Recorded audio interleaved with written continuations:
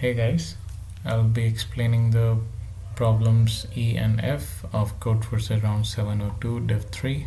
So I'll cover them in separate videos. So let's start with problem E. So the problem E is that there are some players and uh, the any two random players will be picked up and they will play a match against each other, and there is some winning criteria like the play with more token is considered the winner, and if both the players have same number of tokens, then the tie is broken randomly by randomly choosing a winner in case of ties.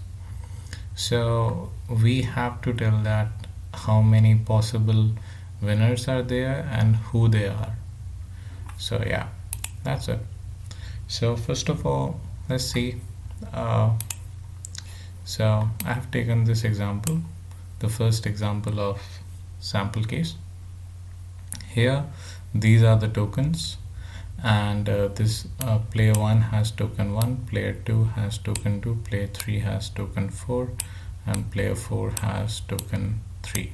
I mean 3 tokens. So why not first sort this array, because there is an important criteria that if some player has more token than the other player, right, then it can win. The current player can win if the current player has number of tokens greater than equal to the previous one. So yeah, let's just sort it. Before sorting it, let's do indexing. That is, we can make the pairs like there is one token and that is the with its index. So the AI, so I'll make pairs like AI and I, and I'll store them in a vector and I'll sort them. So at the end, what I'm going to get is 1, 1 and 2, 2 and 3, 4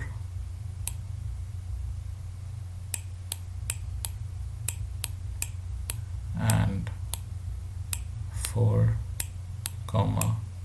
3, right?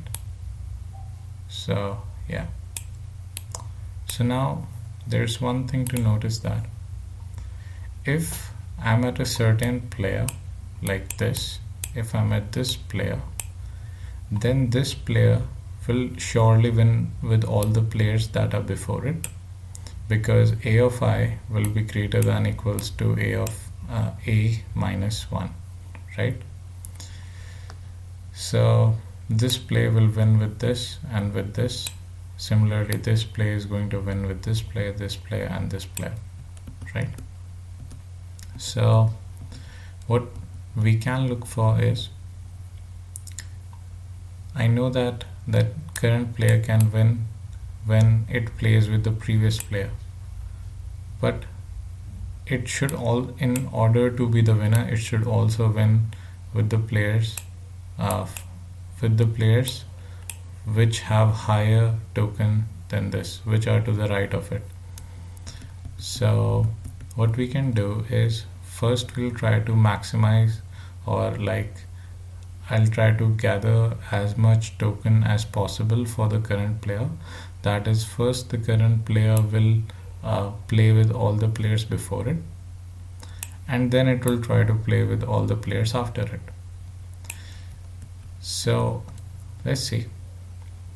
So now player number 1, let's start with player number 1. So player number 1,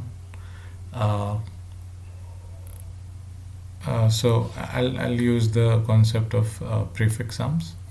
So if player number 1 is the first player, so I'm at this player, so then I keep a variable p where I store the sum of all the points gathered previously.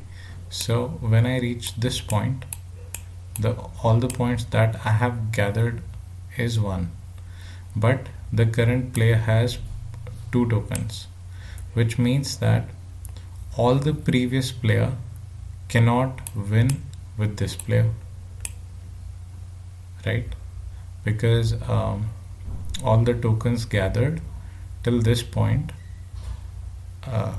till this point, are still less than the token of this player. So 1 is less than 2, so it cannot win. So I save my hindrance point here, like this was my hindrance point, which means that all the players before this point can never win, because they can never supersede this guy, right? Then I move forward. So if I start at player 2, now my total sum of tokens will be 3. So I compare 3 with this. So yes, I can win. So now I move forward, and I can win also, and I'll gather these tokens. So I'll have 6 tokens, and I'll win here also, because 6 is greater than 4. So at the end I'll have 10 tokens.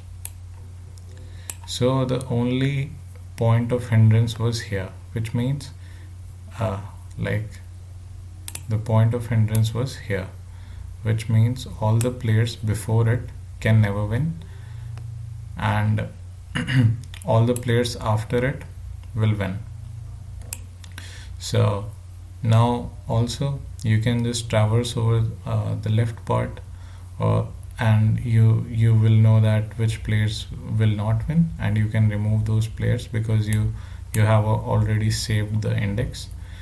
And or either you can just go from this point, from the hindrance point towards the right, and you know which player will win. That is, second player will win, fourth player and third player will win. So which is the answer also, like second, third and fourth. So yeah, this was my code.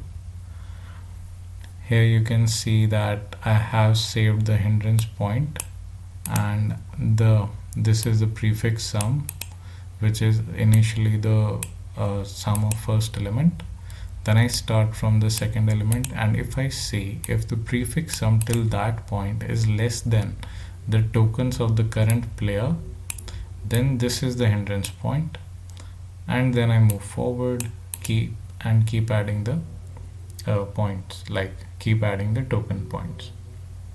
At the end, I traverse to the left of the hindrance point and mark all the players false, which means these players can never win. And then suppose there were Z players which cannot win, so n minus Z players are the winning number of winning players, and then I print which players are those. So yeah, that was it. Okay guys, so if you found it helpful, you can like the video and subscribe the channel, as I'll be posting more such content like this. Okay guys, bye.